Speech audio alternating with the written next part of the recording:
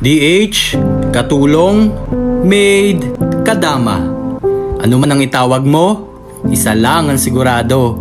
Pagdating sa kasambahay, number 1 ang Pilipino.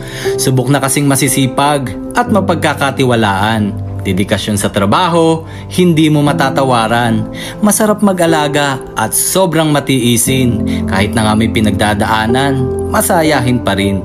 Ang nakakalungkot nga lang, bakit nga ba minsan yung mas nakakapagod na trabaho, yun ang maliit ang sweldo. Walang overtime, walang holiday.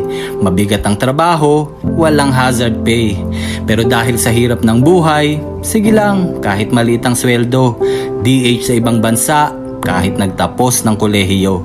Mga ilaw ng tahanan, ngayon ay haligi na rin. Dahil para sa pamilya, lahat kayang tiisin.